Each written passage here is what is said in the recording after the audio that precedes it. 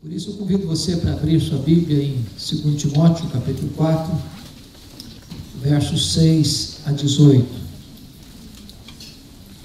E se o Elias tiver, não sei quem puder trazer um copo d'água para mim, sem ser gelado, eu vou ficar muito grato.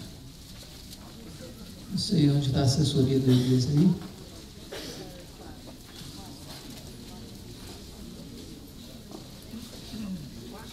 Segundo Timóteo 4, 6 a 18.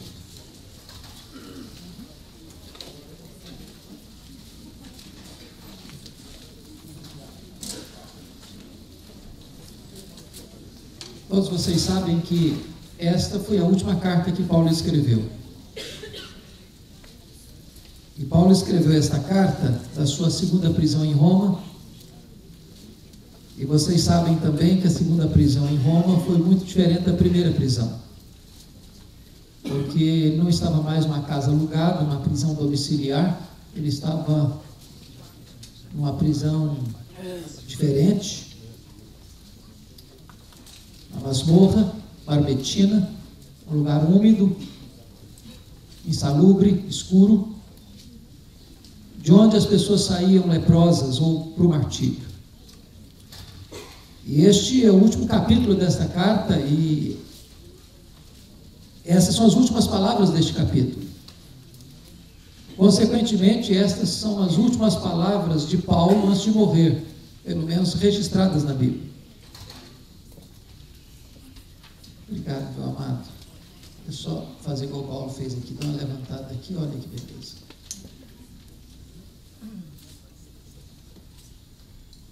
Como as pessoas falam as últimas palavras, as palavras mais importantes da vida, penso que essas são palavras que precisam estar gravadas no nosso coração. E Paulo está preocupado não é com ele mesmo, está preocupado com o Evangelho. Porque a perseguição não é mais religiosa, é política. E ele diz nessa carta que, em virtude disso, havia uma debandada geral na Ásia. Todos o haviam abandonado.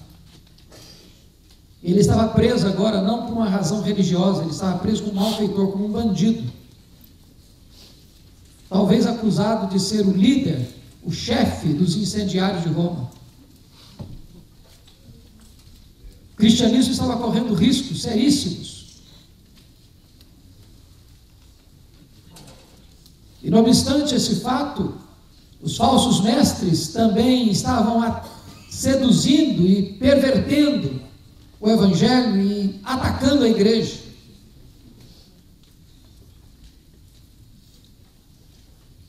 E Timóteo era um jovem ainda, doente, tímido, e precisava assumir uma posição de liderança. E Paulo escreve essa carta para ele, para encorajá-lo. E Paulo diz assim: quanto a mim, já estou sendo oferecido por libação, e o tempo da minha partida é chegado. Combati o bom combate, completei a carreira, guardei a fé. Já agora a coroa da justiça me está guardada, a qual o Senhor reto juiz me dará naquele dia, e não apenas a mim, mas a todos quantos amam a sua vida. Procura vir ter comigo depressa, porque Demas, tendo amado o presente século, me abandonou e se foi para Tessalônica. Crescente foi para a Galácia, Tito para a Dalmácia. Somente Lucas está comigo. Toma contigo Marcos e traze-o, pois me é útil para o ministério. Quanto a Tíquico, mandei-o até Éfeso.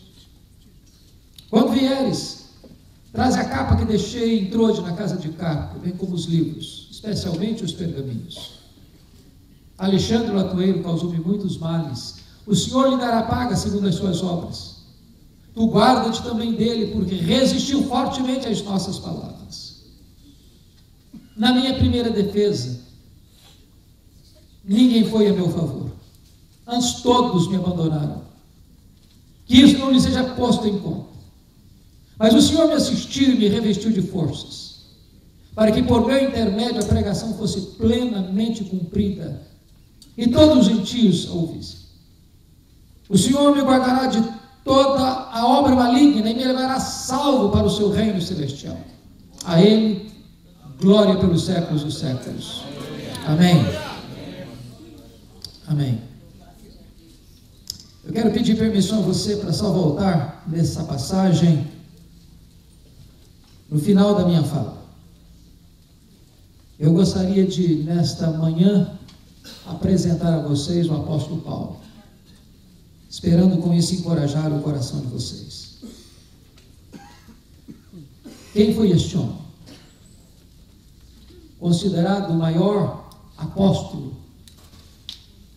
o maior missionário, o maior teólogo, o maior plantador de igrejas da história do cristianismo.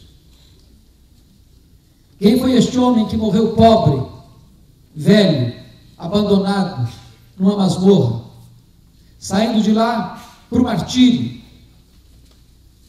mas que deixou igrejas plantadas na província da Galácia, da Macedônia, da Acália e da Ásia Menor? Quem foi este homem? Que escreveu a maior parte do Novo Testamento e que até hoje é mais influente do que todos os Césares de Roma juntos. Quem é este homem? No que este homem pode nos ajudar hoje?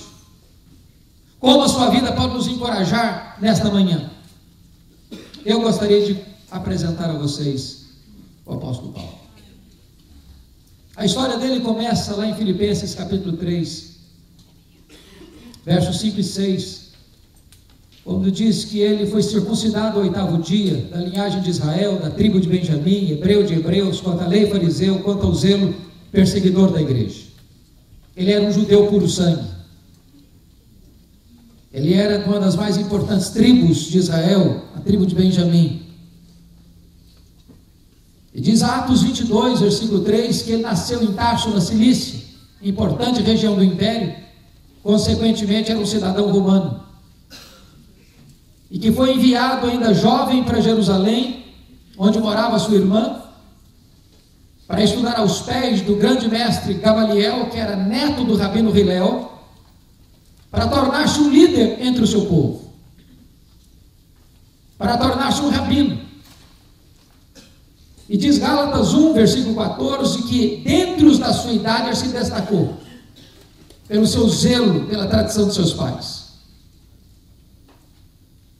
Na verdade, Saulo se tornou um verdadeiro fenômeno, um homem culto, um homem preparado, um homem que falava diversos idiomas, um homem que tinha a capacidade de percorrer os corredores mais iluminados do saber humano. Quando ele esteve em Atenas, a capital intelectual do mundo, a terra de Sócrates, de Platão, de Aristóteles, ele discute com os filósofos estoicos e epicureus. Quando escreve a sua carta a Tito, ele cita Epimênides, um filósofo do 6º século de Cristo. Era um homem de uma cultura invulgar. Mas é curioso que ao mesmo tempo que ele crescia e se fortalecia em Jerusalém, um outro rabino também crescia. Não na decantada Jerusalém, mas na pobre, pequena e esquecida cidade de Nazaré, na Galileia. Não perlustrando os bancos de uma academia teológica, mas na urdidura da luta de uma carpintaria. E aos 30 anos de idade, este rabino da Galileia vai ao Jordão, é batizado por João Batista e dá início ao seu ministério. E diz a Bíblia que ele pregava não como os escribas e fariseus, mas pregava como quem tinha autoridade. Os cegos viam, os coxos andavam, os leprosos eram purificados, os mortos ressuscitavam e aos pobres era anunciado o evangelho do reino. Isso provoca inveja e ciúme no sinédrio judaico. E é nesse momento que o rabino Saulo de Tarso se levanta com o braço de ferro do sinédrio para perseguir de forma implacável o cristianismo. Porque diz a Bíblia que esse rabino da Galileia, por inveja do sinédrio, é perseguido, é caçado, é procurado, é vigiado, contratam testemunhas falsas contra ele, acusam-no, prendem-no, sentenciam-no, levam-no ao pretório romano, e ele sai de lá condenado à morte, morte de cruz. Crucificam-no, sepultam-no para alívio do sinédrio judaico. 3 dias depois, entretanto, uma notícia explode em Jerusalém como uma bomba no arraial do inimigo. O sepulcro do rabino da Galiléia está aberto de dentro para fora. Ele ressuscitou. É nesse momento que Saulo de Tarso se levanta, com toda a fúria, com toda a violência, para tentar esmagar o cristianismo nascente. E o Novo Testamento nos apresenta 2 retratos dele. O primeiro retrato, Saulo de Tarso, uma fera selvagem. Esta é a imagem que está em Atos 1, 9, versículo 1. Ele respirava ameaças e morte contra os discípulos. E esta palavra no grego é a mesma para uma fera selvagem que salta sobre a sua presa para devorá-la. Ele era uma fera selvagem. Nós podemos identificar isso pela própria descrição que ele dá de si mesmo. Em 1 Timóteo 1,13, ele se define como um blasfemo, perseguidor e insolente. Em 1 Coríntios 15, 9, ele diz que ele era o menor dos apóstolos, não tinha nem direito de ser chamado apóstolo, porque perseguiu a igreja de Deus. Em Atos 8,3, ele diz que ele assolava a igreja de Deus, e ele entrava nas casas e arrastava homens e mulheres para encerrá-los e jogá-los na prisão, na cadeia. Em outras palavras, ele não respeitava o domicílio doméstico. Em Gálatas 1,13, diz que ele devastava a igreja de Deus. Mas Atos 9, versículo 21, diz que ele não apenas assolava e devastava a igreja, diz que ele exterminava em Jerusalém os discípulos de Cristo. E você sabe que exterminar não é prender, não é bater, exterminar é matar. Saulo era um assassino, Saulo era um homem truculento, Saulo era um homem impiedoso, Saulo era uma fera selvagem. Nós podemos ver isso ainda mais claro quando notamos Atos 22, versículo 4, quando diz que ele perseguiu o caminho até a morte. Em outras palavras, ele não persegue apenas os crentes, ele persegue a religião dos crentes, ele persegue o caminho, com fúria mortal. Atos 26, versículo 9, diz que ele entendia que devia fazer muitas coisas contra o nome de Jesus. Em outras palavras, ele não perseguia apenas os crentes, ele não perseguia apenas a religião dos crentes, ele perseguiu Deus dos crentes, ele perseguia Jesus. Mas Atos 26, versículo 10, diz que ele encerrou não alguns, não muitos, não poucos, mas muitos dos santos em prisões. E contra esses muitos dava o seu voto quando os matava. Em outras palavras, ele não matou apenas pouca gente, ele mandou matar muita gente. Ele foi um assassino em série, ele foi um sanguinário, ele foi uma fera selvagem. Mas Atos 26, 11 diz que por todas as sinagogas ele entrava e batia nos crentes e forçava os crentes a blasfemarem. E até por cidades estranhas, demasiadamente enfurecido, ele os perseguiu. Em outras palavras, ele não perseguia apenas fisicamente, ele perseguia também psicologicamente. Ele chegava na sinagoga e dizia para os crentes assim: ou vocês negam a Jesus, ou eu prendo vocês, ou vocês negam a Jesus, ou eu bato em vocês, ou vocês negam a Jesus, ou eu mato vocês. Ele era uma fera selvagem. Mas o Novo Testamento nos apresenta um segundo retrato deste camarada. Além de fera selvagem, ele era um touro, indomável, furioso. E essa figura está em Atos 26, 14. Quando o próprio Senhor aparece para ele no caminho de Damasco e diz: Saulo, Saulo, por que me persegues? Dura coisa te é recalcitrares contra os aguilhões. Se você teve a lida na região rural como eu, criado na roça, sabe disso. Eu já vi muito garrote, bezerro, boi sendo amansado no trabalho doméstico. E o principal instrumento para amansar um boi bravo é o aguilhão, é o ferrão. E às vezes nós imaginamos que o Espírito Santo só começou a trabalhar em Saulo lá no caminho de Damasco. Isso não é verdade.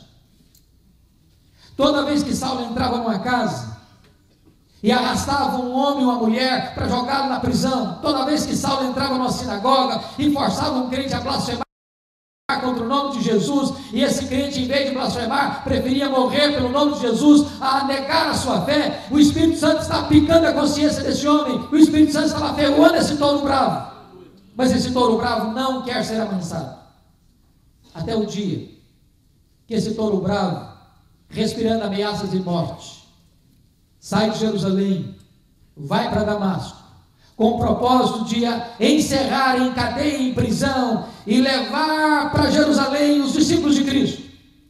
E de repente, enquanto ele caminhava furiosamente, o domador de touro bravos jogou esse touro bravo no chão e gritou desde as alturas: Saulo, Saulo, por que me persegues? Dura coisa te é recalcitrares contra os aguilhões. O touro bravo está caído, o touro bravo está vencido, o touro bravo está subjugado, o maior perseguidor do cristianismo está convertido. Fecha-se aqui o primeiro capítulo da sua vida, abre-se um novo capítulo, a preparação de Saulo para o ministério. E diz o texto que ele foi levado dali mesmo, cego, para a casa de Judas, na rua direita, em Damasco, onde fica 3 dias orando e jejuando.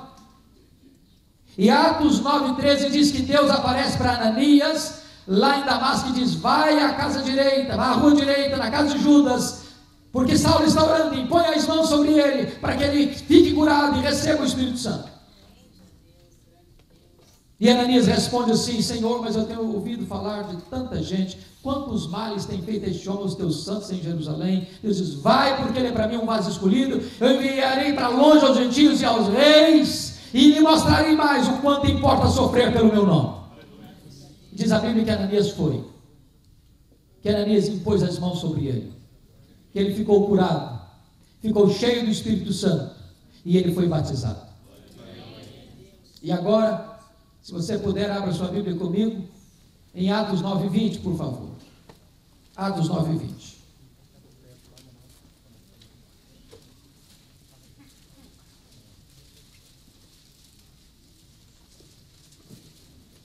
Diz o texto que logo depois que ele foi curado, cheio do Espírito Santo e batizado, ele começou a pregar nas sinagogas de Damasco, afirmando que Jesus é o Filho de Deus. Imediatamente. Não passou nem pela classe de doutrinas básicas.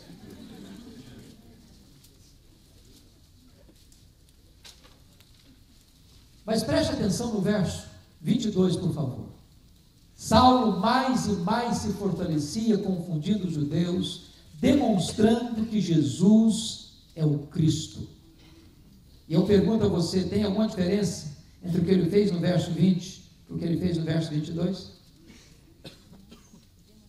No verso 20 ele afirmou que Jesus era o Filho de Deus. No verso 22 ele demonstrou que Jesus é o Messias, que Jesus é o Cristo.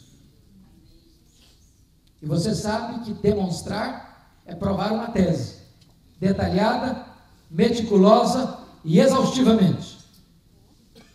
Há uma profunda diferença entre o que ele fez no verso 20 e o que ele fez no verso 22. A pergunta é: qual o intervalo entre o verso 20 e o verso 22? O texto não responde isso. Mas a resposta está em Gálatas 1, versículos 15 a 17. Quando diz que logo depois da conversão dele em Damasco, ele não foi para Jerusalém onde estavam os apóstolos, ele não consultou carne e sangue, mas ele partiu para a região da Arábia. E lá ele ficou 3 anos. E Gálatas 1,18 diz que depois de 3 anos, ele volta outra vez para Damasco e então vai a Jerusalém. E a pergunta é: o que ele ficou fazendo 3 anos na Arábia? Um seminário intensivo com o Senhor Jesus. Se Jesus investira 3 anos nos apóstolos lá em Israel, agora Jesus investe 3 anos em Saulo lá na Arábia.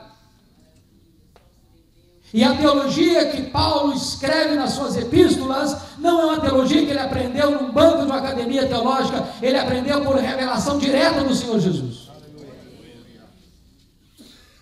Certamente ele releu o Antigo Testamento e ele começa a perceber um fato: aquele Jesus que ele perseguira, de fato, é o Messias, é o Cristo. Convencido dessa verdade, 3 anos depois ele retorna para Damasco. E é aí que se encaixa o verso 22. Saulo mais e mais se fortalecia, confundindo os judeus, demonstrando, provando que Jesus é o Cristo, que Jesus é o Messias. Os judeus querem matá-lo. E ele precisa fugir de noite, humilhantemente, denunciar as muralhas abaixo, para não ser morto. Para onde ele vai agora? Para Jerusalém. Confira aí Atos 9, 26. E eu queria aqui levantar uma tese da mais alta importância. Às vezes nós imaginamos que Saulo foi poderosamente usado por Deus desde a sua conversão. Isso não é um fato. Isso não é um fato. Saulo precisou aprender algo extremamente importante no seu ministério: a viver de acordo com a nova aliança. E ele ensinou a doutrina da nova aliança na sua segunda carta a Timóteo, segunda carta aos Coríntios, capítulo 2, a partir do verso 14, quando ele diz: graças, porém, a Deus, que em Cristo sempre nos conduz em triunfo, e por meio de nós manifesta a fragrância do seu conhecimento, tanto os que são salvos como os que se perdem. Para uns cheiro de vida para a vida, para outros aroma de morte para a morte. Mas quem, porém, é suficiente para essas coisas? A pergunta fica no ar, sem resposta, no capítulo 2, 16, e só vem encontrar resposta no capítulo 3, quando ele diz: graças, porém, a Deus. Porque a nossa suficiência vem de Deus. A nossa suficiência vem de Deus. Esse é o segredo da nova aliança.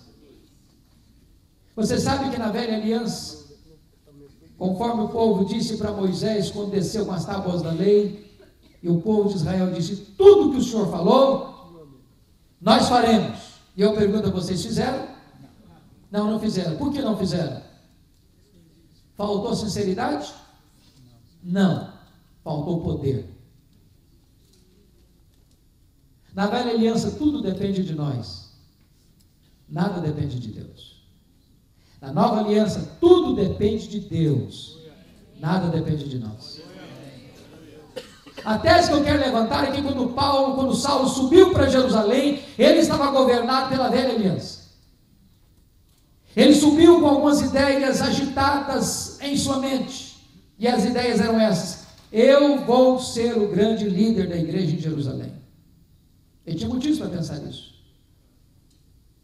E talvez alguns dos motivos seriam esses. Primeiro, todos os apóstolos de Jesus eram galileus. E você sabe que lá em Jerusalém, na Judéia, os galileus eram recebidos como gente de segunda classe. Eles tinham total desprezo e preconceito com os galileus. A Galileia era chamada Galileia dos gentios. É por isso que quando aconteceu o Pentecostes e o povo se reuniu para ver aquele fato glorioso, uns olharam com ceticismo, perguntando: o que quer isso dizer? Outros olharam com preconceito: são galileus. Outros olharam com zombaria: estão bêbados. E Saulo deve ter pensado: esses homens galileus jamais vão encontrar sucesso e realizar a obra de Deus aqui em Jerusalém. Segunda razão: os apóstolos eram além de galileus iletrados. Iletrados. E Jerusalém era a capital intelectual da teologia. Lá estavam os escribas, os doutores, os fariseus, os saduceus, o sinédrio judaico. E ele deve ter pensado: esses homens, além de galileus, são incultos, jamais vão conseguir encontrar sucesso na obra aqui em Jerusalém. Ele conhecia Jerusalém.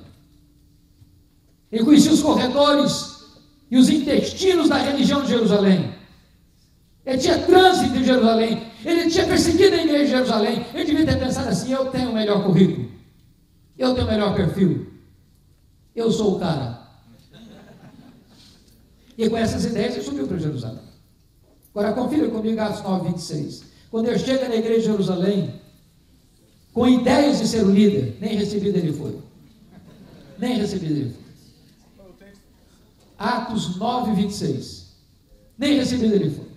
Os discípulos não creram na conversão dele, pensaram que ele estava sabotando a fé cristã, blefando, e bateram a porta da igreja na cara dele.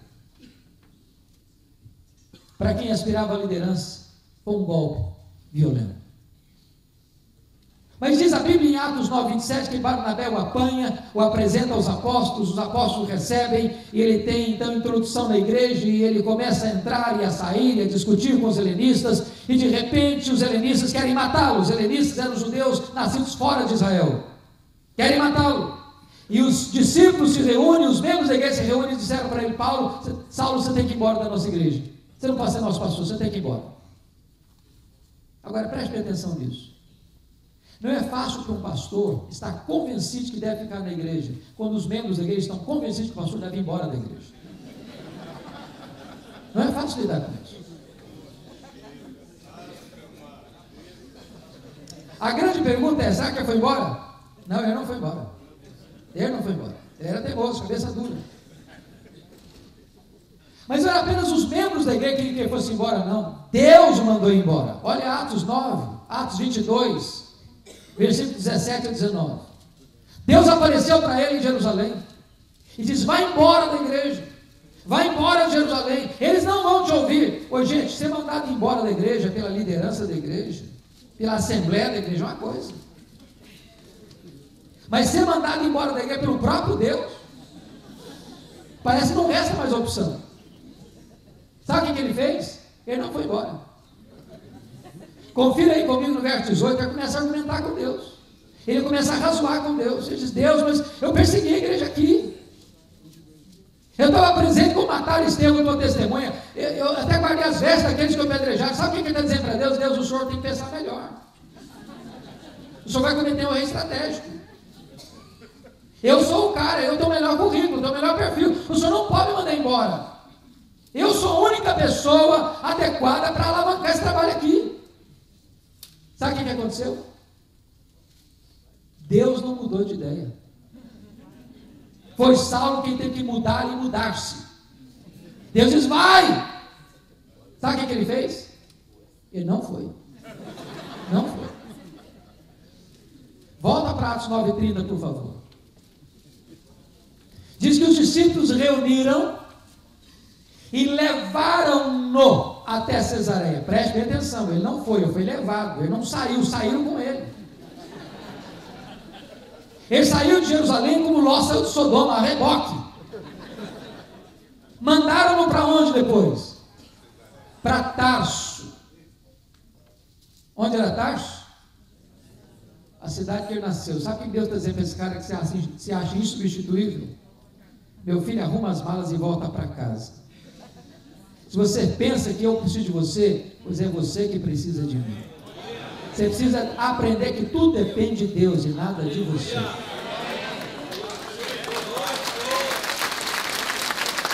Mas o pior não tinha acontecido ainda. O pior não tinha acontecido ainda.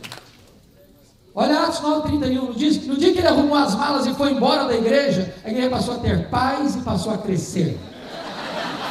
Você quer coisa pior para o pastor do que isso?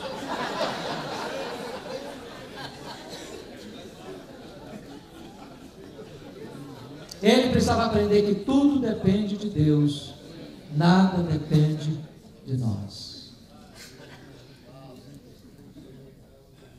Muitos anos depois acontece um reavivamento espiritual em Antioquia da Síria, a terceira maior cidade do mundo. A igreja de Jerusalém manda para lá o seu melhor pastor, Barnabé. Barnabé chega e vê a graça de Deus prosperando e se alegra. E Atos 11:25 diz que Barnabé pensou em Saulo e correu lá em Tarso. Disse: Saulo, você tem que ir comigo. Trabalhei grande, preciso de ajuda. E diz a Bíblia que durante um ano eles ensinaram uma multidão de discípulos. E então, estando eles orando e jejuando, o Espírito Santo disse à igreja: separai-me agora a Barnabé e a Saulo para a obra que os tenho chamado. Preste atenção que o Espírito Santo mandou separar. Não foi Saulo e Barnabé, foi Barnabé e Saulo. Já foi reserva alguma vez? Já foi estepe alguma vez? Já ficou na sombra de algum líder alguma vez? Ele não era o líder. Deus ainda estava trabalhando nele, para depois Deus trabalhar através dele.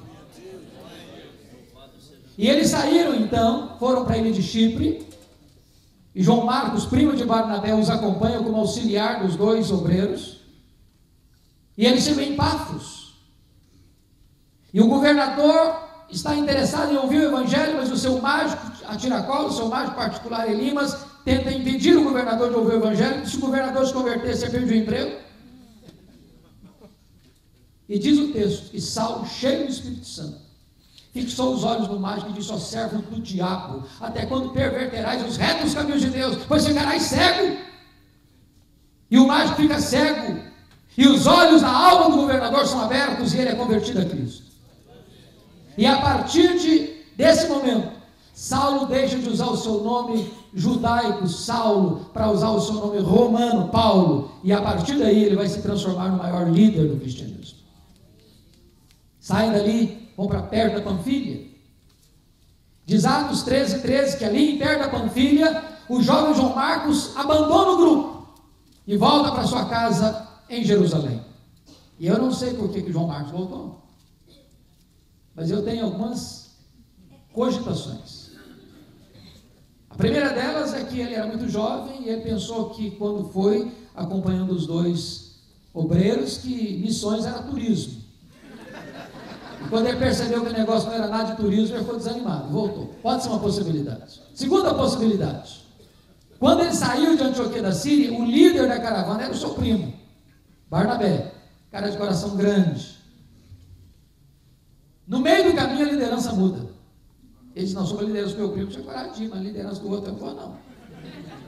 Terceira possibilidade: ele era judeu demais, restrito demais na sua teologia, para entender esse negócio que só a fé em Cristo já é suficiente para receber alguém na igreja. Quarta possibilidade, eu creio que essa seja mais forte,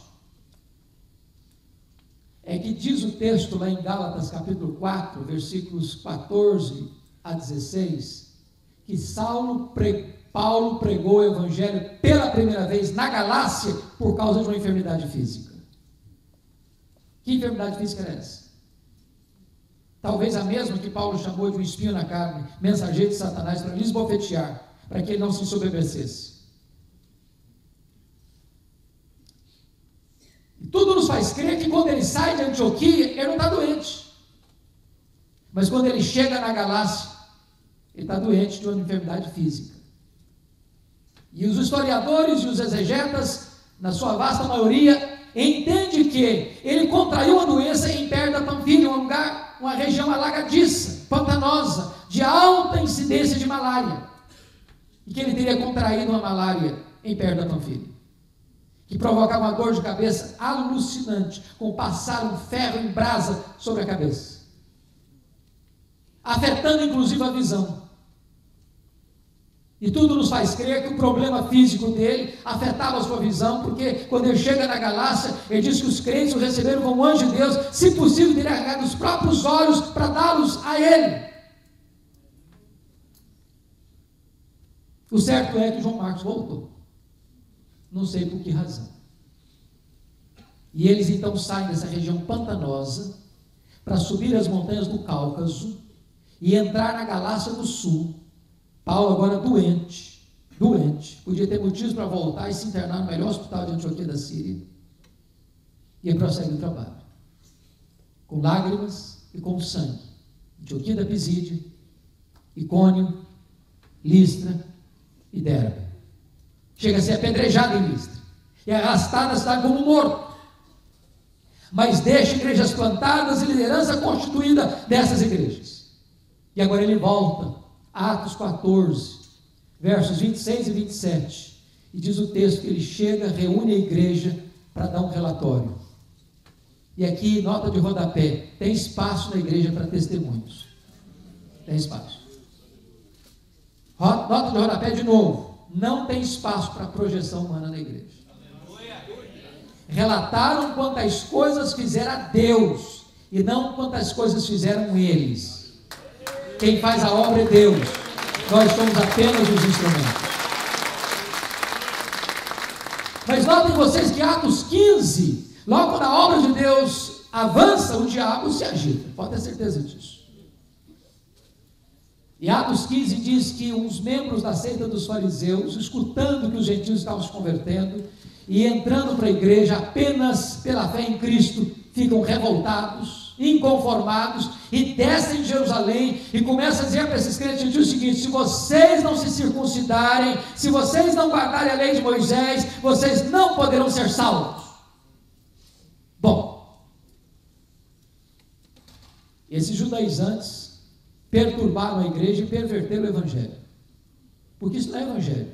Agregar alguma coisa a mais à obra de Cristo na cruz e acrescentar alguma coisa a mais, como tem que fazer, além da fé em Cristo para a salvação, não é evangelho. E aí o que acontece? Paulo diz: não adianta fazer obra missionária se a teologia não está boa. Se a teologia está ruim, quanto pior prega, pior fica. Quanto mais prega, pior fica. Aí Paulo entendeu uma coisa: tem que resolver isso. Reúne um concílio, apóstolos, presbíteros, escutem a matéria, resolve o assunto, fala Barnabé, fala Pedro, fala Paulo, Tiago, irmão de Jesus, lidera aquele concílio, toma uma decisão, escreve a decisão, nomeia uma comissão para ler essa decisão das igrejas gentílicas. Decisão tomada, decisão escrita, decisão comunicada. Só a fé em Cristo é suficiente para a salvação e perder saudações. Resolvido o problema? Atos 15, 36 a 41. Paulo chega para Barnabé e diz: Barnabé, vamos voltar para a segunda viagem missionária. Barnabé diz: vamos mesmo, Paulo, estou animado, estou pronto. Só um detalhe: o meu primo João Marcos quer voltar também de novo com a gente. Aí o Paulo diz: não, comigo esse cara não vai não, de jeito, comigo não se erra 2 vezes. Eu não acho justo levarmos aquele que nos abandonou desde perto da família. Ele não serve para andar comigo, ele não serve para ser meu companheiro, comigo ele não vai. Barnabé diz: Paulo, mas vamos dar uma chance para o cara, ele errou, mas todo mundo erra, levanta de novo, comigo ele não vai. E diz a Bíblia que houve tal desavença entre Paulo e Barnabé, que eles não puderam caminhar juntos mais. Paulo foi intransigente.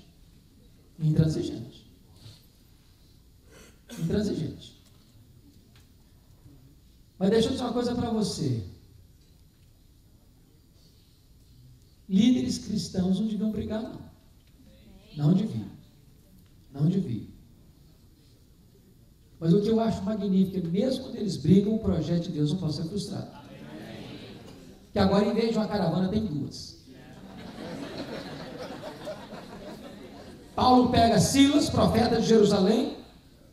Barnabé pega o João Marcos e vai para Chipre.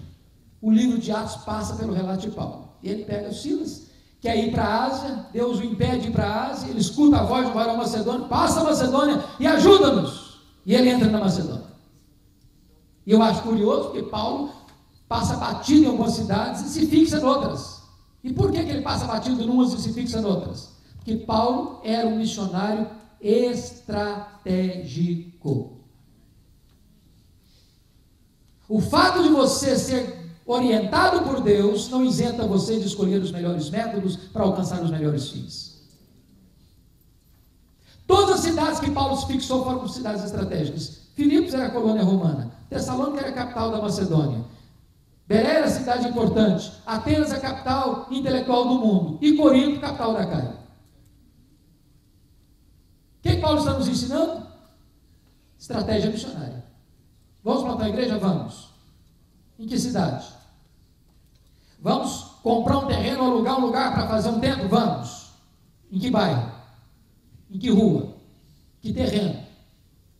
Porque às vezes a gente escolhe a cidade mais difícil de acesso, o bairro mais distante, a rua mais complicada e o pior terreno, o pior imóvel do lugar. E aí começa o e-mail, fica lá 20 anos parado lá.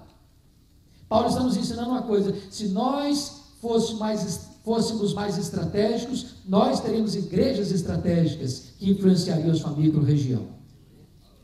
O fato de você fazer a obra de Deus, do jeito de Deus, não isenta você de escolher os melhores métodos. E não isenta você de enfrentar lutas. Paulo foi preso e açoitado em Filipos. Paulo foi escorraçado em Tessalônica. Paulo foi enxotado de Bereia. Paulo foi chamado de tagarela em Atenas. E Paulo foi chamado de impostor em Corinto. Lá de Antioquia escreveu sua primeira carta, sua carta aos Gálatas, para combater a influência perniciosa dos judaizantes. Aqui de Corinto ele escreve as suas 2 cartas à igreja de Tessalônica. Ele sai de Corinto e vai para a terceira viagem missionária em Éfeso, capital da Ásia Menor. Fica 3 anos lá. E é importante dizer uma coisa aqui: a igreja de Éfeso tornou-se a igreja mais estratégica do Novo Testamento, superando Jerusalém e superando a Antioquia da Síria. Se você perceber, nos 3 anos que Paulo ficou ali, toda a Ásia Menor é influenciada. Éfeso tinha naquela época mais de 300 mil pessoas. Era uma cidade cosmopolita. Era a sede do templo de Diana, uma das 7 maravilhas do mundo antigo, 8 vezes maior que o Partenon. A cidade era a cidade que era a rota comercial do mundo. E durante 3 anos Paulo passa ali, desarticula o comércio de idolatria na cidade, que os nichos do templo de Diana aqueciam o comércio. Era uma cidade extremamente mística, e durante o tempo que Paulo passa ali, as pessoas rompiam com as suas máscaras, queimavam os seus livros de magia em praça pública. Nos 3 anos que Paulo passa ali, ele planta igrejas em toda a região: Esmirna, Pérgamo, Tiatira, Sardes, Filadélfia, Laodiceia, Colossos, Hierápolis. E notem isso. Paulo escreve as suas 2 cartas para Timóteo enquanto era pastor de Éfeso. Mais tarde o apóstolo João se torna pastor da igreja de Éfeso e escreve de Éfeso o Evangelho de João e as suas 3 cartas. E agora, dali de Éfeso, ele escreve as suas 2 cartas à igreja de Corinto. E ele sai dali de Éfeso para ir para Jerusalém, porque ele tinha assumido um compromisso público com os apóstolos lá em Jerusalém, conforme Gálatas 2,10, de que iria para os gentios, mas não se esqueceria dos pobres. E conforme Atos 18, versículo 2, diz que Cláudio, na época dele, expulsou os judeus de Roma, e havia muita pobreza e miséria lá na Judéia, e ele está agora levantando uma oferta entre os pobres, entre os crentes da Acaia e da Macedônia, para levantar essa oferta e levar para as igrejas pobres da Judéia. E quando ele está indo, ele para na Macedônia para escrever sua carta aos Romanos. Se despede dos presbíteros de Éfeso e Mileto, e diz para eles algo que eu não posso esquecer.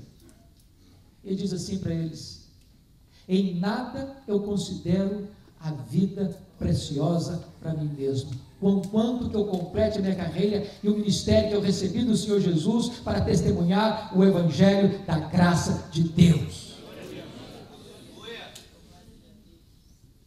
E ele diz mais: o Espírito Santo está me revelando uma coisa, que o que me espera do outro lado não são aplausos, não é um culto de ações de graças pela generosidade dessas ofertas. O que me espera do outro lado são cadeias e tribulações. E ele desembarca em Cesareia Marítima. O profeta Ágabo o prende com um cinto e diz: você vai ser preso em Jerusalém, Paulo. Os discípulos tentam devolvê-lo. Ele diz: eu estou pronto não só a ser preso, eu estou pronto a morrer pelo nome de Jesus. Ele foi preso e os judeus querem matá-lo. Fazem um voto de conspiração: não vão comer, não vão beber enquanto não matar Paulo. A notícia vaza, chega o sobrinho de Paulo, chega o comandante. Paulo é trasladado naquele mesmo dia para Cesareia, quartel-general de Roma na Palestina. Paulo fica preso 2 anos, sendo acusado pelos judeus.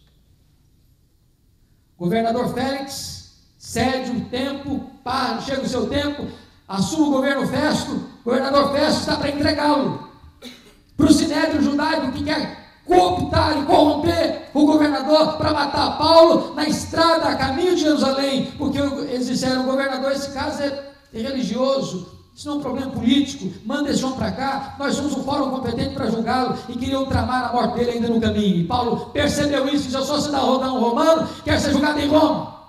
O governador disse: para Roma você quer ir? Para Roma você irá. Deus já havia dito isso para ele lá em Atos 23:11: coragem, Paulo, porque assim como você deu testemunho em Jerusalém, eu quero que você dê testemunho também em Roma. Portanto, era a vontade de Deus que ele fosse para Roma, era a vontade de Paulo ir para Roma. No dia que ele embarca para Roma, ele enfrenta um naufrágio. Você pode entender um negócio desse?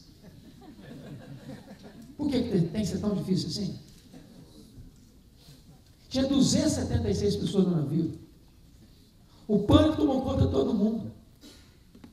O anjo de Deus apareceu para eles: coragem, Paulo, ninguém vai morrer, entreguei toda essa gente aí na sua mão. Mas é necessário que vocês vão dar numa ilha. Quando amanhece o dia, eles avistam a ilha de Malta. O navio se despedaça todo, a carga já havia se perdido.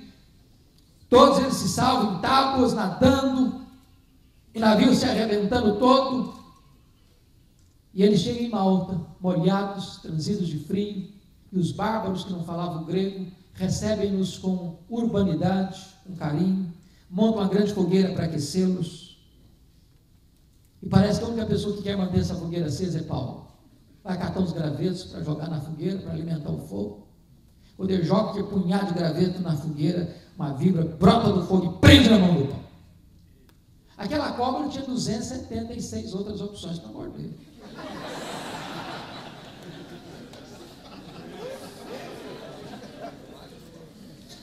E quando os bárbaros veem a cobra presa na mão de Paulo, gritaram: é um assassino, tem se livrado do mar, a justiça não deixa viver, vai cair, vai inchar, vai morrer. Não caiu, não inchou, não morreu, mudaram de opinião, é um Deus. Não era nem um assassino, agora nem um Deus, era o servo do Deus vivo. Na verdade, não foi a tempestade que levou Paulo para a ilha de Malta, foi a mão da providência divina. Que o pai do prefeito estava doente, Paulo orou por ele, foi curado. Os demais enfermos vieram, Paulo orou por eles foram curados. E Paulo passa ali os 3 meses de rigoroso inverno. Ao termo disso, mandaram Paulo para Roma, com todas as suas necessidades supridas. E ele chega em Roma, preso, algemado. Fica 2 anos preso. Mas curiosamente ele escreve em Filipenses 1:12: meus irmãos, eu quero que vocês saibam que as coisas que me aconteceram têm antes contribuído para o progresso do Evangelho. Que coisas, Paulo? Que coisas? Que coisas aconteceram para você? E ele poderia fazer um resumão para nós. Ele poderia dizer o seguinte: olha, eu fui perseguido em Damasco, eu fui esquecido em Jerusalém, eu fui abandonado em Tarso, eu fui apedrejado em Listra, eu fui açoitado em praça pública em Filipos, eu fui escorraçado em Tessalônica, eu fui chotado em Bereia, eu fui chamado de tagarela em Atenas, eu fui chamado de impostor em Corinto, eu enfrentei feras em Éfeso, eu fui preso em Jerusalém, eu fui acusado em Cesareia, eu cheguei em Roma preso e algemado, mas eu quero que vocês saibam que as coisas que me aconteceram têm antes contribuído para o progresso do Evangelho.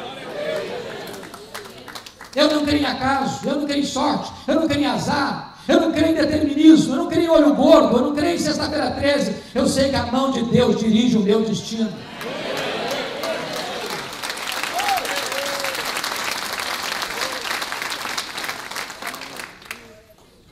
Ele diz em Filipenses 1 que porque ele estava preso em Roma, 3 coisas aconteceram. Primeiro, a igreja foi mais encorajada a pregar. Ray Stedman, de saudosa memória, disse algo interessantíssimo certa feita. Ele disse que um dos mais estratégicos e eficazes métodos de crescimento da igreja, e eu não gosto tanto dele, é o seguinte: bote os pastores na cadeia e a igreja crescerá.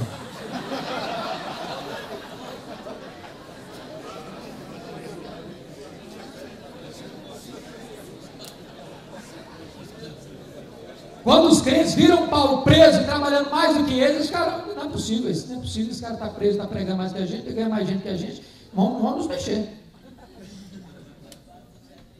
Porque ele estava preso, diz ele, toda a guarda pretoriana tomou conhecimento das suas cadeias em Cristo, bem como os demais membros do palácio.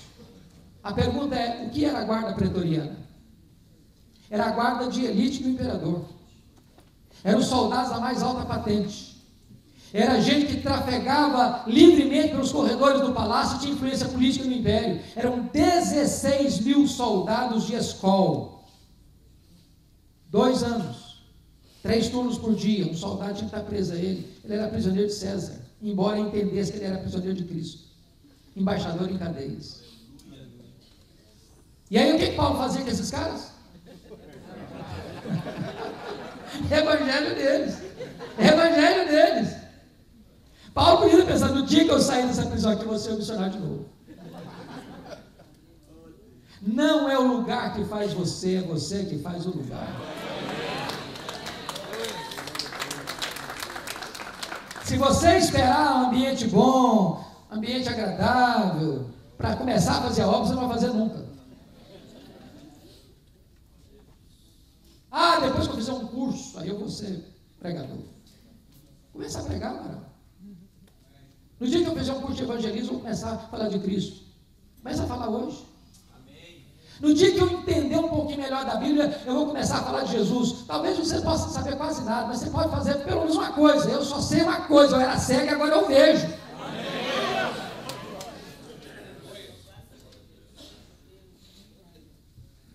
Toda a guarda pretoriana, naqueles 2 anos, foi evangelizada, bem como outros membros do palácio. Preste atenção nisso, se Paulo tivesse solto, ele jamais teria alcançado aquele tipo de gente. Jamais. Nero não sabia de uma coisa, mas Deus o havia constituído em presidente das missões estrangeiras do império. Botou lá dentro do palácio o maior missionário da igreja, diante dele seu auditório. Porque Paulo estava preso, não podia visitar as igrejas. O que ele fez? Começou a escrever cartas. Efésios, Filipenses, Colossenses, Filemon. Se Paulo estivesse solto, talvez nós não teríamos essas joias na nossa Bíblia.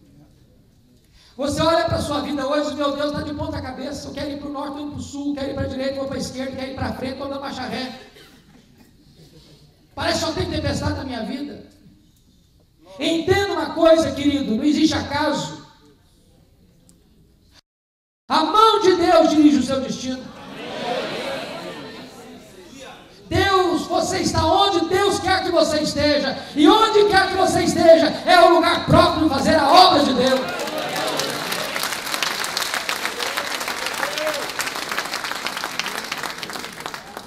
Dessa primeira prisão, Paulo orou para sair e saiu. Pediu oração para sair, saiu mesmo. Mas não saiu para se aposentar. Não saiu para deitar numa cadeira de balanço, para vestir um pijama. Não tem aposentadoria no reino de Deus, entenda isso. Não tem. Você deve viver como uma vela, brilhar com a mesma intensidade até acabar, em nome de Jesus. E nessa saída, ele fez talvez a 4ª viagem missionária. Deixou Timóteo em Éfeso, deixou Tito em Creta, possivelmente foi à Espanha, como era seu sonho e desejo, conforme há vastos estudos sobre isso. Escreveu nesse interregno sua primeira carta a Timóteo, sua carta a Tito. Só que o cenário do mundo está mudando. Porque no dia 17 de julho do ano 64, o imperador Nero, segundo os melhores historiadores, incendiou a capital do império. E esse incêndio durou até dia 24 de julho. 7 noites, 6 dias. E este imperador, ao perceber que a maior parte da cidade que não tinha destruído pelo incêndio era povoada por judeus e cristãos, dão a ele um álibi para botar a culpa do incêndio nos crentes. E os crentes são perseguidos e acusados de incendiários, massacrados, queimados vivos, crucificados. Paulo está solto, maior líder do cristianismo, procurado, caçado, até o dia que botam a mão nele de novo. Talvez em Troade, na casa de Carpo, não deu nem para pegar seus objetos pessoais. E jogado agora na masmorra marmetina, úmida, fria, insalubre. E é dessa prisão que ele vai escrever sua última carta, 2 Timóteo. Agora eu peço que você abra no texto lido, para nós encerrarmos. A grande pergunta é como é que esse homem se sente. Eu estou falando do maior apóstolo, do maior missionário, do maior teólogo, do maior plantador de igrejas da história do cristianismo. Está morrendo, sozinho, abandonado, velho, cheio de cicatrizes, pobre. Se Paulo fosse examinado pelas leis da teologia da prosperidade, ele seria um fracasso total. Total. Total.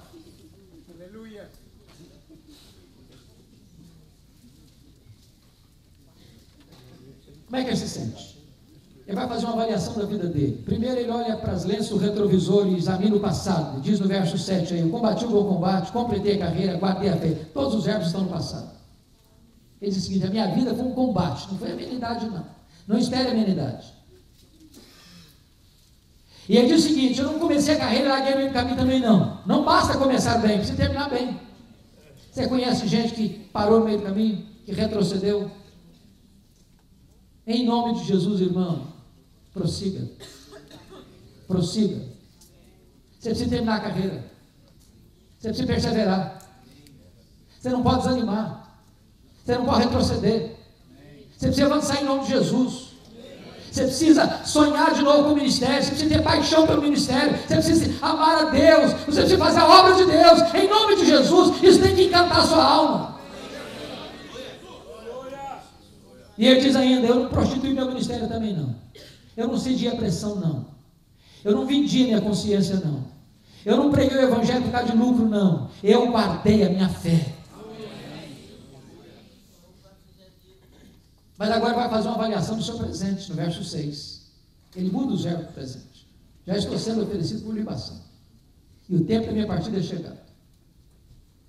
Porque ele está dizendo o seguinte: olha, não é Roma que vai me matar não, eu que vou me entregar. E eu não vou me entregar para Roma não, eu vou me entregar para uma oferta para Deus. Eu não sou prisioneiro de César, sou prisioneiro de Cristo, sou embaixador em cadeias. E eu não vou morrer também não, eu vou partir. Ele usa uma linguagem eufêmica. Eu não vou morrer, eu vou partir. E essa palavra partida no grego tem 3 significados. Primeiro, significa tirar o peso das costas de alguém. Sabe o que é morrer para um crente? Apocalipse 14, 13 diz que é descansar das suas fadigas. É alívio. Segundo, significava desamarrar um bote, singrar as águas e atravessar para o outro lado. Sabe o que é morrer para um crente? É fazer a última viagem com uma pátria celestial. Terceiro, significava afrouxar as estacas da barraca, levantar acampamento e ir para sua casa permanente. Sabe o que é morrer para um crente? É mudar de endereço, é ir para a casa do Pai. Paulo não está com medo de morrer, que sabe quem tem crido e sabe para onde está indo. Mas ele vai fazer uma avaliação do seu futuro agora. Versículo 8. Já agora a coroa da justiça me está guardada, a qual o seu reto juízo me dará naquele dia. E não apenas a mim, mas a todos quantos amam a sua vinda. Ele está dizendo o seguinte: olha, eu não estou indo para um túmulo gelado, eu não estou indo para um cadafalso, eu estou indo receber a coroa da justiça. Você não caminha para um ocaso, você caminha para um amanhecer. Você caminha para a glória. Mas o que me impressiona, queridos, é que Paulo vai abrir o coração dele no final da vida, para contar algumas decepções. A gente quer se preservar, quer guardar a imagem. Nós, pastores, temos muita dificuldade de abrir o coração. Uma das classes mais solitárias do mundo é a classe pastoral. Nós temos medo de abrir o coração. Porque às vezes você abre o coração, o colega puxa o tapete. E Paulo não tem dificuldade de abrir o coração e dizer alguns dramas que ele está vivendo, antes de morrer. E o primeiro drama que ele conta que está vivendo é o drama da solidão. Ele diz no verso 9: procura vir ter comigo depressa. Ele diz no verso 21: venha meu filho, mas venha antes do inverno. No inverno não dá para navegar. E se Timóteo demorasse, não viria mais com vida. E o que me encanta é o que ele diz no verso 11: quando você vier, filho, traz o João Marcos com você. Ele é útil para o ministério. Ah, como eu gosto desse versículo. Você lembra lá de Atos 15, 36 a 41? Comigo você não vai, menino? Você não serve para andar comigo? Eu não quero você comigo. Agora Paulo está dizendo: eu quero, antes de morrer, encostar a minha cabeça no peito desse menino. Preciso dele, ele é importante para mim. Meu amado irmão, você nunca é tão grande como quando você é humilde. Você nunca é tão grande como quando você tem coragem de pedir perdão e restaurar relações quebradas. Em segundo lugar, Paulo está enfrentando o drama do abandono. Olha o verso 10. Porque Demas, tendo amado o presente século, me abandonou. Não é fácil abandonar. Não é fácil ser abandonado por aqueles que você investiu a vida inteira. Não é fácil ser abandonado quando você mais pede ajuda. Não é fácil ser abandonado quando você está no final da vida. Talvez alguns de vocês aqui já suportaram a dor do abandono, a traição de alguém que um dia caminhou com vocês e hoje não caminha mais. Paulo está lidando com isso. Terceiro lugar, ele partilha conosco o drama da traição. Olha o versículo 14. Alexandre o latoeiro causou-me muitos males. Diz os historiadores que foi Alexandre o latoeiro quem delatou Paulo, culminando a sua segunda prisão e o seu consequente martírio. É gente que puxa o tapete, é gente que apunhala pelas costas, é gente que celebra quando você é machucado e ferido, é gente que torce para você cair. Paulo está lidando com esse drama. Ser traído dói muito. Quarto lugar, Paulo está lidando com o drama das privações. Olha o verso 13 comigo. Ele tem 3 privações gravíssimas. A primeira privação é emocional, está precisando de gente. Gente precisa de Deus, mas gente precisa de gente. Você precisa de um amigo para abrir o coração.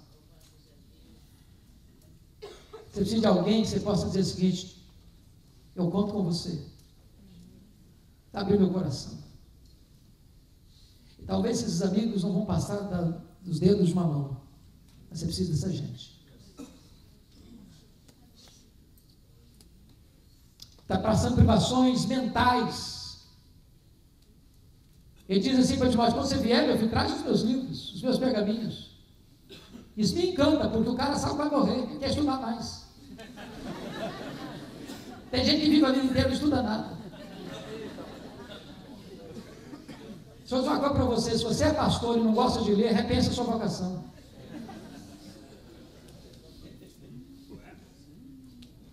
Porque para dar alimento novo todo dia para o povo, você precisa ler. Traz os meus livros, meu filho. Eu quero estudar mais. Até morrer eu quero estudar. Você nunca se forma, você é aprendiz a vida toda. Quanto mais você sabe que não sabe. Mas, irmãos queridos, esse homem está passando privações físicas. Quando você vier, meu filho, traz a minha capa. O inverno está chegando. E você sabe que em Roma as temperaturas chegam abaixo de 0. E você sabe que dentro de uma masmorra é tão frio lá dentro, não dá fora. Você sabe que gente velha sente mais frio que gente nova.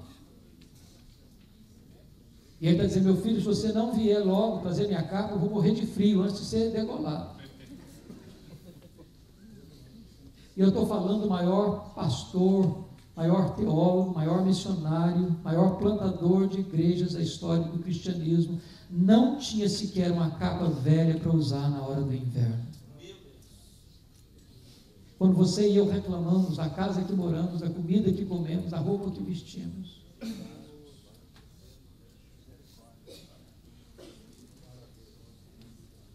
Mas em último lugar, queridos, esse homem está enfrentando o drama da ingratidão. Olha o verso 16 comigo.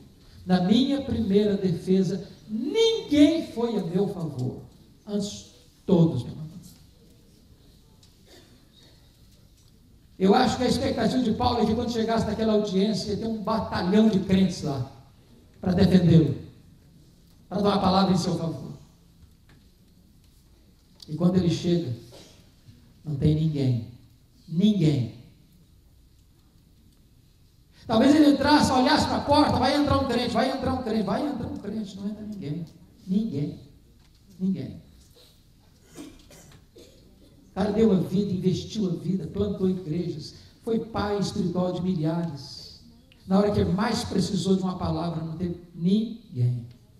A dor da ingratidão. Mas bendito seja Deus pelo verso 17. Diz: mas o Senhor me assistiu e me revestiu de forças, para que por meu intermédio a pregação fosse plenamente cumprida e todos os gentios a ouvissem. E foi libertado da boca do leão. O Senhor me levará salvo para o seu reino celestial. Eu quero dizer para você uma coisa nesta manhã. Pode faltar para você o apoio dos homens, mas não lhe faltará o apoio de Deus. Pode faltar para você o apoio da terra, mas não lhe faltará o apoio do céu.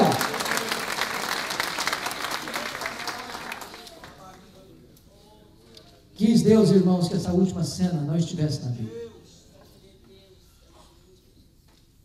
Embora ela não esteja registrada na Bíblia, eu a vejo. Eu a imagino.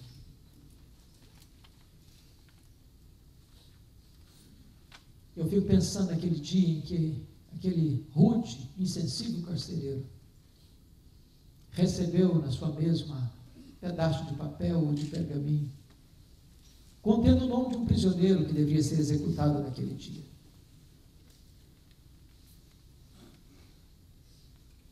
E eu vejo esse carcereiro se levantando da sua mesa, da sua cadeira, pegando um pesado molho de chaves na mão, uma tocha de fogo na outra mão. E eu vejo dando passadas largas e pesadas por aquele corredor escuro e insalubre. Eu o vejo abrir uma pesada porta de ferro e entrando naquela masmorra escura, com aquela tocha de fogo, e gritando: prisioneiro Paulo! Prisioneiro Paulo! Prisioneiro Paulo! E lá no fundo da masmorra o velho responde: sou eu! Eu estou aqui! Ele é acorrentado. Ele é tirado daquela masmorra. Ele é levado ao cadafalso. E o carcereiro olha para ele e pergunta: você quer dizer algumas coisas, algumas palavras antes de morrer? E Paulo respondeu: eu quero. Talvez o carcereiro pensasse: ele vai expor a sua mágoa, a sua revolta, a sua dor. Está abandonado, esquecido nessa masmorra. Mas o velho apóstolo ergue os olhos aos céus, diz a ele: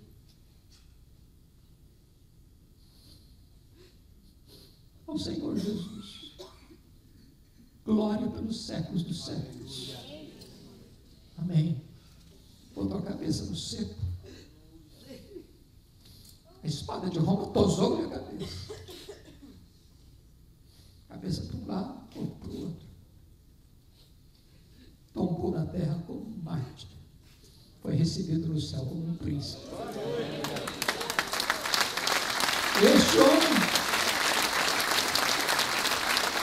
Este homem que diz para você e para mim: sede meus imitadores, como eu sou de Cristo. Que a vida de Paulo, que o ministério de Paulo, que a morte de Paulo encoraje o seu coração e o meu a sermos homens segundo o coração de Deus e a vivermos a nossa vida para a glória de Deus e exercermos o nosso ministério para a glória de Deus, na pobreza ou na riqueza, na doença ou na saúde, livres ou presos, não importa a situação. Que Deus nos ajude.